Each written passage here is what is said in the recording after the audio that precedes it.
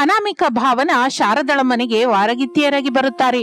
ಇಬ್ಬರು ಒಗ್ಗಟ್ಟಾಗಿರುತ್ತಾ ಎಲ್ಲ ಕೆಲಸವನ್ನು ಹಂಚಿಕೊಳ್ಳುತ್ತಾ ಸಂತೋಷದಿಂದ ಇರ್ತಾ ಇದ್ರು. ತನ್ನ ಇಬ್ಬರು ಸೊಸೆಯರ ಐಕ್ಯತೆಯನ್ನು ನೋಡಿ ಶಾರದ ಎಷ್ಟೋ ಆನಂದದಿಂದ ಇರ್ತಾ ಇದ್ಲು. ಶ್ಯಾಮಲಂಗಿ ಸಿಕ್ಕದ ಅದೃಷ್ಟ ನನಗೆ ಸಿಕ್ಕಿದೆ. ನನ್ನ ಸೊಸೆಯರು ಯಾವತ್ತಿಗೂ ಹೀಗೆ ಇರ್ಬೇಕು. ಶ್ಯಾಮಲ ಅಕ್ಕನ ಮನೆಗೆ ಬಂದ ಸೊಸೆರ ಹಾಗೆ ಬೈಕೊಂಡು ಹೊಡ್ಕೊಂಡು ಬೇರೆ ಬೇರೆ ಸಂಸಾರ ಇಡುವವರೆಗೂ ಹೋಗದ ಹಾಗೆ ನೋಡ್ಕೋ ದುರ್ಗಮ್ಮ ತಾಯಿ ಎಂದು ತಾನು ಯಾವತ್ತಿಗೂ ಪೂಜಿಸುವ ದುರ್ಗಮ್ಮ ತಾಯಿಯನ್ನು ಬೇಡಿಕೊಳ್ಳುತ್ತಾಳೆ. ಆಗಲೇ ಅವಳ ಇಬ್ಬರು ಸೊಸೆಯರು ಬರ್ತಾರೆ. ಏನ್ ಸೊಸೆಂದ್ರೆ ಹೀಗೆ ಬಂದ್ರಿ?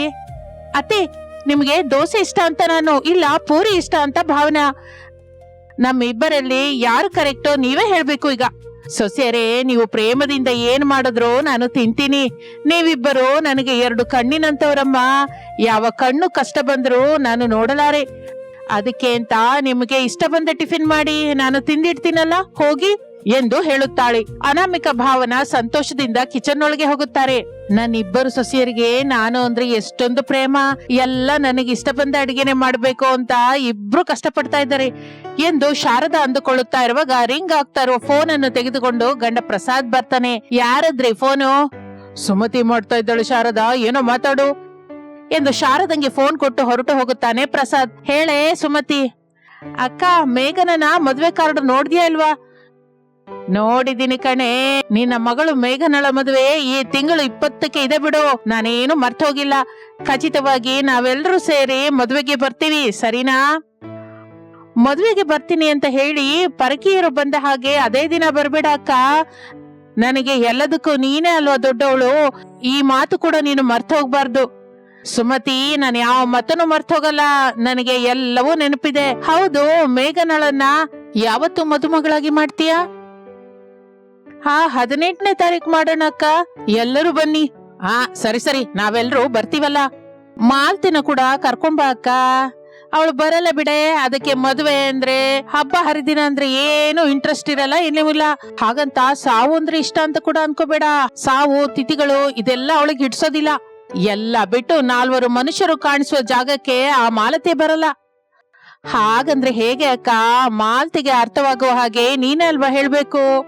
ಮದುವೆಗೆ ಬಂದ ಮಗಳನ್ನು ಕರ್ಕೊಂಡು ಮದುವೆಗೆ ಫಂಕ್ಷನ್ಗಳಿಗೆ ಹೋದ್ರೇನೆ ಅಲ್ವಾ ತಿಳಿದವರು ನೆಂಟ್ರು ನೋಡ್ತಾರೆ. ಅವರಿಗೆ ತಿಳಿದ ವರಗಳ ಬಗ್ಗೆ ಹೇಳ್ತಾರೆ. ಮೇಘನಳನ್ನು ನಮ್ಮ ದೊಡ್ಡಮ್ಮನ ಮೊಮ್ಮಗಳ ಸೀಮಂತಕ್ಕೆ ಕರ್ಕೊಂಡು ಹೋದಾಗ ನನಗೆ ಸಂಬಂಧ ಸಿಕ್ಕಿತಕ್ಕ.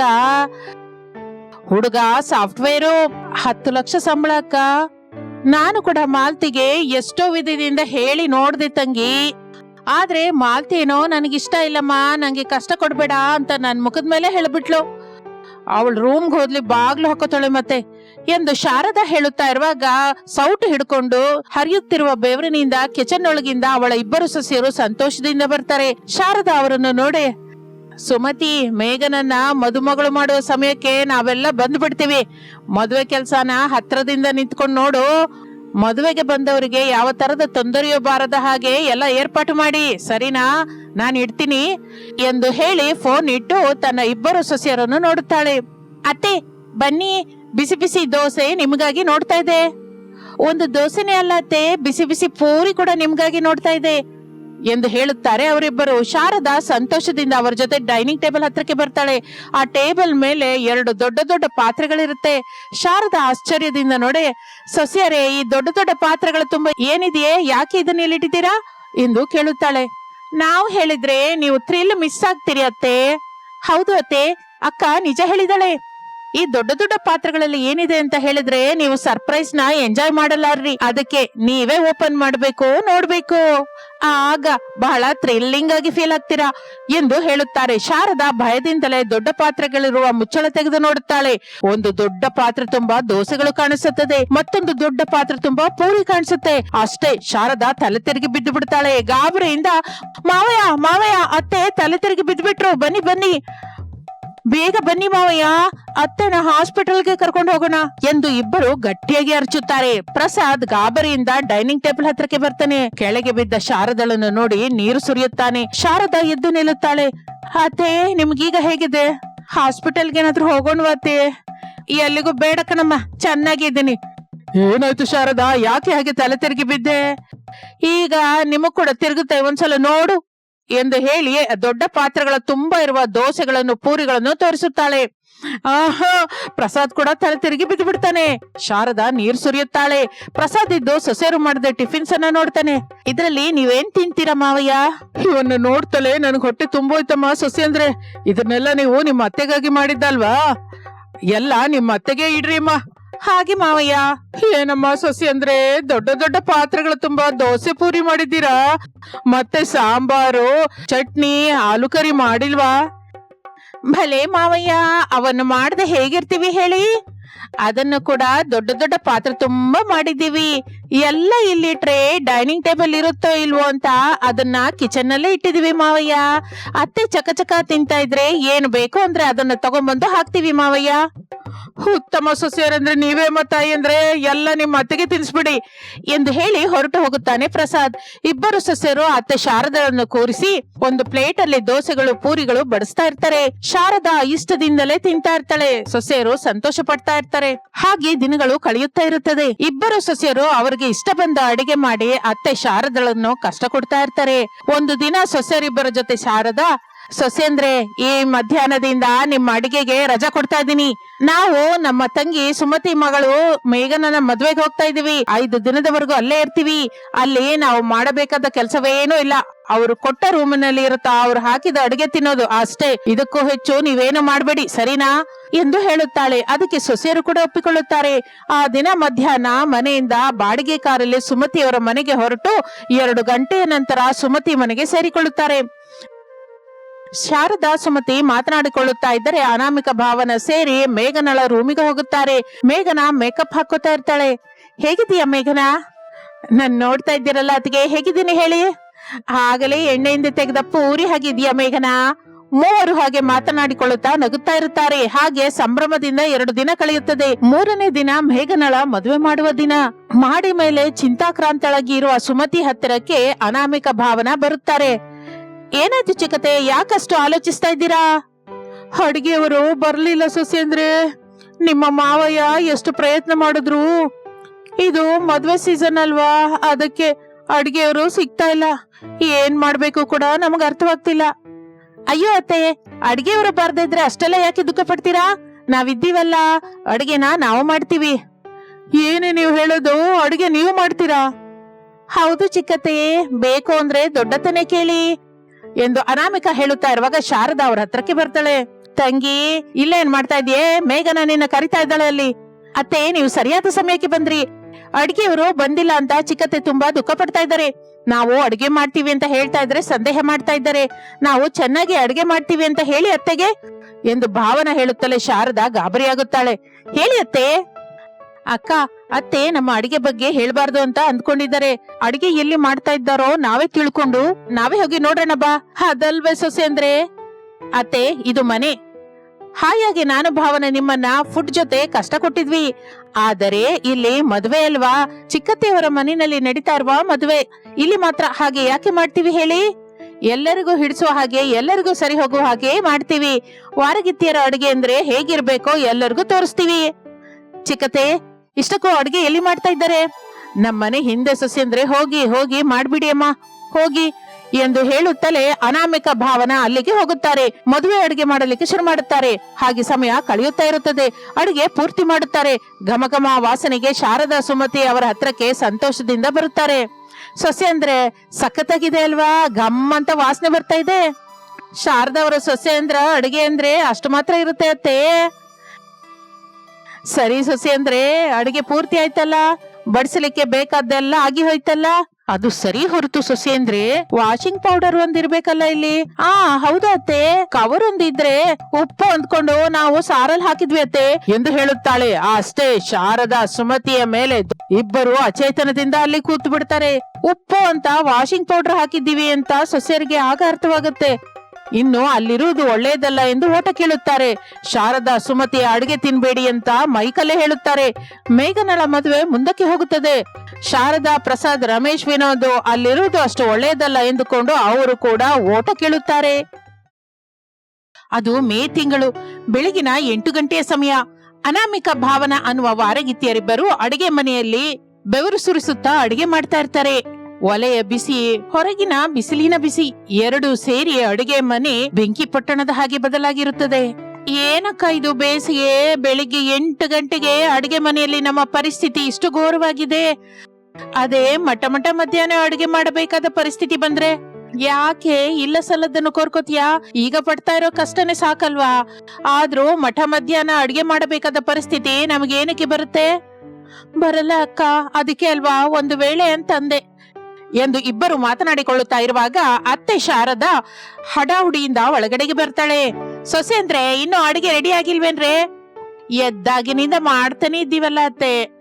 ಮೇ ತಿಂಗಳಲ್ಲಿ ಮಾತಾಡಬೇಡಿ ಅಂತ ಮಾರ್ನಿಂಗ್ 8 ಗಂಟೆ ಒಳಗೆ ಅಡುಗೆ ರೆಡಿ ಆಗಿರ್ಬೇಕು ಅಂತ ಹೇಳಿದ್ದೆ ಅಲ್ಲ, ಅದಕ್ಕೆ ನಾವು ಕೂಡ ಒಪ್ಕೊಂಡಿದ್ವಲ್ಲ ಅತ್ತೆ. ಒಂದು ಅರ್ಧ ಗಂಟೆ ತಡವಾಗತ್ತೆ, ಅವಾಗವಾಗ ಹಾಗೆ ಆಗ್ತಾ ಇರುತ್ತೆ, ಹೊಂದ್ಕೋಬೇಕು. ನಿನ್ನೆ ಹಾಗೆ ಮಾಡಿದ್ರಿ. ಹೊಲದ ಹತ್ರಕ್ಕೆ ಹೋಗುವ ಹೊತ್ತಿಗೆ 9 ದಾಟಿತ್ತು. ಆಗ್ಲೇ ಸೂರ್ಯ ಉರಿಲಿಕ್ಕೆ ಶುರು ಮಾಡಿದ್ದ. ಈ ದಿನ ಕೂಡ ಹಾಗೆ ಆಗೋಗಿದೆ. 6 ಗಂಟೆಗೆ ಹೇಳೋ ಬದಲು 5 ಗಂಟೆಗೆ ಎದ್ದಿದ್ರೆ ಈ ತಡವಾಗ್ತಾ ಇರ್ಲಿಲ್ವಲ್ಲ ಸೊಸೆಂದ್ರೆ? ಒಂದು ಮಾತು ಹೇಳಿಯತ್ತೆ, ನೀವು ಮಾವಯ್ಯ lunch box 5 litre water bottle ತಗೊಂಡು ಹೊಲದ ಹತ್ರಕ್ಕೆ ಹೋಗಿ ಏನ್ ಮಾಡ್ತೀರಾ? ನಮ್ಮ ಹೊಲದ ದಡದಲ್ಲಿರುವ 2 ಮಾವಿನ ಮರದ ತಣ್ಣನೆಯ ನೆರಳಲ್ಲಿ ಕುತ್ಕೊಂಡು ಮಾತಾಡ್ತೀವಿ. ಮಧ್ಯಾಹ್ನದ ವೇಳೆ ಮಜ್ಜಿಗೆಯನ್ನ ತಿಂದು ಅದೇ ತಣ್ಣನೆಯ ಮರದ ನೆರಳಲ್ಲಿ ಹಾಯಾಗಿ ಒಂದು ಗೊರಕೆ ಹೊಡಿತೀವಿ. ಸೂರ್ಯ ಮುಳುಗ್ತಾ ಇರುವಾಗ ತಿರುಗಿ ಮನೆಗೆ ಬರ್ತೀವಿ. ನೀವು ಮಾಡುವ ಗಮ್ಮನುವ ಅಡಿಗೆ ತಿಂದು ಹೊರಗಡೆ ಮಂಚ ಹಾಕೊಂಡು ಮತ್ತೆ ಹಾಯಾಗಿ ಮಲ್ಕೋತೀವಿ. ಅಷ್ಟು ಮಾತ್ರಕ್ಕೆ ಅರ್ಧ ಗಂಟೆ ಲೇಟ್ ಆಯ್ತು ಅಂತ ಕೋಪ ಮಾಡ್ಬೇಕಾತೆ? ಟೌನ್ ಅಲ್ಲಿ ಕೆಲ್ಸಕ್ಕೆ ಹೋಗುವ ನಿಮ್ಮ ಮಕ್ಕಳು ಕೂಡ ಇನ್ನೂ ಅಡಿಗೆ ಆಗಿಲ್ವಾ ಅಂತ ಇದುವರೆಗೂ ಯಾವತ್ತೂ ನಮ್ಮನ್ ಕೇಳಲಿಲ್ಲ. ನಾವು ಯಾವಾಗ ಬಾಕ್ಸ್ ಕೊಟ್ರೆ ಆಗ ತಗೊಂಡು ಕೆಲ್ಸಕ್ಕೆ ಹೋಗ್ತಾರೆ. ನೀವು ಮಾತ್ರ ಬೆಳಿಗ್ಗೆ 8 ಆದ್ರೆ ಸಾಕು, ಸೊಸೆ ಅಂದ್ರೆ ಅಡಿಗೆ ರೆಡಿ ಆಯ್ತಾ, ಲಂಚ್ ಬಾಕ್ಸ್ ಕಟ್ಟಿದೀರಾ ಅಂತ ಕೇಳ್ತಾ ಇರ್ತೀರಾ. ಮಾತಾಡಿದ್ದು ಸಾಕು ಸೊಸೆ ಅಂದ್ರೆ, ಬೇಗ ಅಡಿಗೆ ಪೂರ್ತಿ ಮಾಡಿ. ಟೈಮ್ ಕಳೆಯುತ್ತಿದ್ದ ಹಾಗೆ ಬಿಸಿಲು ಹೆಚ್ಚಾಗ್ತಾ ಇರುತ್ತೆ. ಏನೇನಾದ್ರೂ ನಾನು ನಿಮ್ ಮಾವಯ್ಯ 9ರ ಒಳಗೆ ಮಾವಿನ ಮರದ ಹತ್ರಕ್ಕೆ ಹೋಗಿದ್ದಿರ್ತೀವಿ. ಒಂದ್ ವೇಳೆ ಅಡುಗೆ ರೆಡಿ ಆಗಿಲ್ಲ ಅಂದ್ರೆ ಮಟ್ಟ ಮಧ್ಯಾಹ್ನ ಕೆಂಪನೆ ಬಿಸಿಲಲ್ಲಿ ನೀವೇ ಅಡುಗೆ ತಗೊಂಡು ಬರ್ಬೇಕಾಗುತ್ತೆ. ಇನ್ನು ಆ ನಂತರ ನಿಮ್ಮಿಷ್ಟ ಸೊಸೆ ಅಂದ್ರೆ ಎಂದು ಎಚ್ಚರಿಸಿ ಹೊರಗೆ ಬರುತ್ತಾಳೆ. ಇನ್ನು ಜಗಲಿ ಮೇಲೆ ಕೂತ್ಕೊಂಡ ಪ್ರಸಾದ್, ಏನ್ ಶಾರದಾ ಸೊಸೆಂದ್ರ ಮೇಲೆ ಕೋಪ ಮಾಡ್ಕೋತಾ ಇದ್ಯಾ? ತಮ್ಮ ಸೊಸೆಂದ್ರು ಕೆಲಸ ಲೇಟ್ ಆಗಿ ಮಾಡಿದ್ರೆ ಕೋಪ ಬರ್ದೇ ಇರುತ್ತಾ? ಅವರು ಕೂಡ ಮನುಷ್ಯರೇ ಅಲ್ವಾ ಶಾರದಾ? ಈ ಬೇಸಿಗೆಯಲ್ಲಿ ಅಡುಗೆ ಮನೆಯಲ್ಲಿ ನಿಂತ್ಕೊಳ್ಳೋದು ಎಷ್ಟು ಕಷ್ಟನೋ ಅಂತ ನೀನು ಕೂಡ ಆಲೋಚಿಸು. ನೀನು ಅಲ್ಲಿಂದಲೇ ಬಂದವಳಲ್ವಾ? ನಾನು ಅಲ್ಲಿಂದ ಬಂದೆ, ಆದ್ರಿಂದ ಇಷ್ಟು ಮಾತ್ರ ಶಾಂತವಾಗಿದ್ದೀನಿ. ನನ್ನ ಸೊಸೆಯರನ್ನ ಅರ್ಥ ಮಾಡ್ಕೋತಾ ಇದ್ದೀನಿ. ಅದೇ ನಿಮ್ಮ ಅಮ್ಮನ ಹಾಗಿದ್ದಿದ್ರೆ ಮಾತ್ರ ನಿಮ್ಮ ಸೊಸೆಯರು ಯಾವಾಗ್ಲೂ ಓಡಿ ಹೋಗ್ತಾ ಇದ್ರು. ಹಬ್ಬ ವಿಷಯ ಏನಾದ್ರೂ ಸಂದರ್ಭವೇನಾದ್ರೂ ನೀನು ನಮ್ಮ ಅಮ್ಮನ ಹತ್ರಕ್ಕೆ ತಗೊಂಡ್ಬರ್ತೀಯಲ್ಲ ಶಾರದಾ. ದಿನಕ್ಕೆ 1 ಸಲವಾದ್ರೂ ನಮ್ಮಮ್ಮನ ನೆನೆಸ್ತಾ ಇದ್ರೆ ನಿನ್ಗೆ ನಿದ್ರೆ ಬರಲ್ಲ ಅನ್ಸುತ್ತೆ ಎಂದು ಪ್ರಸಾದ್ ಅನ್ನುತ್ತಲೇ ಶಾರದಾ ವ್ಯಂಗ್ಯವಾಗಿ, ಹೌದು ಮತ್ತೆ ನಿಮ್ಮ ಅಮ್ಮನವರು ವರ ಕೊಡುವ ದೇವತೆ ಅಲ್ವಾ, ಅದಕ್ಕೆ ದಿನವೂ 1 ಸಲವಾದ್ರೂ ನೆನೆಸ್ಕೊಳ್ದೆ ಇದ್ರೆ ಯಾಕೋ ನನ್ನ ಮನಸ್ಸು ಸಮಾಧಾನವಾಗಲ್ಲ. ಏನು ಮಾತಾಡದೆ ಕೂತ್ಕೊಳ್ಳಿ, ಸೊಸೆಯರು ಅಡಿಗೆ ರೆಡಿ ಮಾಡ್ತಲೇ ಹೊರಟು ಹೋಗೋಣ ಎಂದು ಹೇಳುತ್ತಾಳೆ ಶಾರದಾ. ಏನು ಪ್ರಸಾದ್ ಏನು ಮಾತನಾಡಲಿಲ್ಲ. ಹಾಗೆ ಅರ್ಧ ಗಂಟೆ ಸಮಯ ಕಳೆಯುತ್ತದೆ. ಅನಾಮಿಕಾ ಅವರ ಹತ್ರಕ್ಕೆ ಬರ್ತಾಳೆ. ಅತ್ತೆ, ಬಿಸಿ ಬಿಸಿ ಇಡ್ಲಿ ತಯಾರಾಗಿದೆ, ಟಿಫಿನ್ ಮಾಡೋದಕ್ಕೆ ಬನ್ನಿ.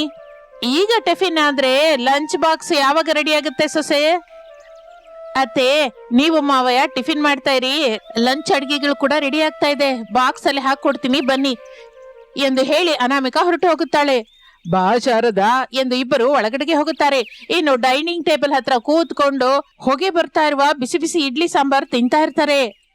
ಮೇಲಕ್ಕೆ ಫ್ಯಾನ್ ತಿರುಗ್ತಾನೆ ಇರುತ್ತೆ, ಆದರೂ ಬೆವರು ಸುರಿಯೋದು ಮಾತ್ರ ನಿಲ್ತಾನೆ ಇರ್ಲಿಲ್ಲ. ಭಾವನಾ ಲಂಚ್ ಬಾಕ್ಸ್ ಇಟ್ಟ ಬುಟ್ಟಿಯನ್ನು ತಂದು ಡೈನಿಂಗ್ ಟೇಬಲ್ ಮೇಲೆ ಇಡುತ್ತಾಳೆ. ಅತ್ತೆ, ಲಂಚ್ ರೆಡಿ ಆಗಿದೆ. ಮಜ್ಜಿಗೆನ ಇಟ್ಟಿದ್ದೀರಲ್ಲ? ಇಟ್ಟಿದ್ದೀವಿ ಅತ್ತೆ, ಇನ್ನು ನಿಮ್ದೇ ಲೇಟು ಎಂದು ಹೇಳಿ ಭಾವನಾ ಹೊರಟು ಹೋಗುತ್ತಾಳೆ. 10 ನಿಮಿಷದಲ್ಲಿ ಶಾರದಾ ಪ್ರಸಾದರು ಚಕಚಕ ಇಡ್ಲಿ ತಿಂದು ಲಂಚ್ ಬಾಕ್ಸ್ಗಳ ಬುಟ್ಟಿಯನ್ನು ತೆಗೆದುಕೊಂಡು ಹೊರಟು ಹೋಗುತ್ತಾರೆ. ಅದನ್ನು ನೋಡಿ ವಾರಗಿತ್ತಿಯರಿಬ್ಬರು ಉಸಿರೆಳೆದುಕೊಳ್ಳುತ್ತಾರೆ. ಹಾಗೆ ಸಮಯ ಕಳೆಯುತ್ತಾ ಮಠ ಮಧ್ಯಾಹ್ನವಾಗುತ್ತದೆ. ಹೊಲದ ದಡದಲ್ಲಿರುವ ಮಾವಿನ ಮರದ ನೆರಳಲ್ಲಿ ಶಾರದಾ ಪ್ರಸಾದರು ಹಾಯಾಗಿ ಕೂತಿರ್ತಾರೆ. ಮನೆ ಹತ್ರ ನಮ್ಮ ಸೊಸೆಯರು ಎಷ್ಟು ಕಷ್ಟಪಡ್ತಾ ಇದ್ದಾರೋ ಏನೋ. ಹೇಳಿದ್ರೆ ಕೇಳದೆ ಇರೋರನ್ನ ಕೆಟ್ಟ ಮೇಲೆ ನೋಡ್ಬೇಕು ಅಂತಾರೆ ಶಾರದಾ. ನಮ್ ಜೊತೆ ಇಲ್ಲಿಗೆ ಬಾ ಅಂತ ಹೇಳಿದ್ವಿ, ಸೊಸೆಯರು ಬರಲ್ಲ ಅಂತಂದ್ರು. ನಾವು ಮರದ ನೆರಳಲ್ಲಿ ತಣ್ಣಗೆ ಇದ್ದೇವೆ, ನಮ್ಮ ಸೊಸೆಯರಲ್ಲಿ ಕುದಿಯುವ ಬಿಸಿಲಲ್ಲಿ ಬೆವರೊರ್ಸ್ಕೊತಾ ಇರ್ತಾರೆ, ಇಲ್ಲಿಗೆ ಬರ್ಬೇಕು ಅಂತ ಮಾತಾಡ್ಕೊಳ್ತಾ ಇರ್ತಾರೆ. ಎಂದು ಹೇಳುತ್ತಾ ಇರುವಾಗ ಅನಾಮಿಕ ಭಾವನ ಹಾಲಲ್ಲಿ ಕೂತ್ಕೊಂಡು ಕೈಯಲ್ಲಿ ಬೀಸಣಿಗೆ ಹಿಡಿದುಕೊಂಡು ನಿಧಾನವಾಗಿ ಬೀಸ್ಕೋತಾ ಇರ್ತಾರೆ. ಬೇಸರದಿಂದ ಅನಾಮಿಕ, ಏನ್ ತಂಗಿ ಇದು ಬಿಸಿಲು, ಒಂದು ಕ್ಷಣ ಕೂಡ ತಡಿಲಾರ್ದೆ ಹೋಗ್ತಾ ಇದೀವಿ. ಚಿಕ್ಕಂದಿನಲ್ಲಿ ಇಷ್ಟು ಬಿಸಿ ಅನ್ನಿಸ್ತಾ ಇತ್ತ ಆವಾಗ? ಇಲ್ಲ ಅಕ್ಕ, ರಜೆ ಬಂತು ಅಂದ್ರೆ ಸಾಕು, ಬೆಳಗ್ಗೆನಿಂದಲೇ ಹೊರಗಡೆ ಆಟಗಳು, ಮಧ್ಯಾಹ್ನ ಐಸ್ ಕ್ರೀಮು, ಸಾಯಂಕಾಲ ಮಾವಿನಕಾಯಿ. ಆಗ ಬೇಸಿಗೆ ಚೆನ್ನಾಗಿರ್ತಾ ಇತ್ತು, ಈಗ ಭಯ ಅನ್ಸುತ್ತೆ. ಹೌದು ಭಾವನಾ, ಮಾವಿನ ತೋಟದಲ್ಲಿ ಕಣ್ಣ ಮುಚ್ಚಾಲೆ ಆಟ ಆಡಿದ್ದು ಸಾಕು, ಎಷ್ಟು ಬಿಸಿಲಿದ್ದಿದ್ರು ಹಚ್ಕೋತಾನೆ ಇರ್ಲಿಲ್ಲ. ಎಷ್ಟೋ ಹಾಯಾಗಿ ಆಡ್ಕೋತಾ ಇದ್ವಿ. ನಮ್ಮ ಅಮ್ಮಂದಿರು ಮಾತ್ರ ಹೊರಗಡೆ ಹೋಗ್ಬೇಡ, ಬಿಸಿಲಲ್ಲಿ ಸುಟ್ಟು ಹೋಗ್ತೀರಾ ಅಂತ ಎಷ್ಟೋ ಹೇಳ್ತಾ ಇದ್ರು. ಆದ್ರೂ ನಾವು ಕೇಳಿಸ್ಕೊತಾನೆ ಇರ್ಲಿಲ್ವಲ್ಲ. ಆಟಗಳು, ಈಜುಗಳು, ಅಬ್ಬೋ ಚೆನ್ನಾಗಿರ್ತಾ ಇತ್ತು. ಈಗ ನೋಡು, ಅದೇ ಬಿಸಿಲಲ್ಲಿ 5 ನಿಮಿಷ ನಿಂತ್ರೆ ಸಾಕು, ಸುಸ್ತಾಗುತ್ತೆ. ಅಮ್ಮೋ ಅಯ್ಯೋ ಬಿಸಿಲು ಅಂತ ಕೂಲರ್ ಹಾಕೋತೀವಿ.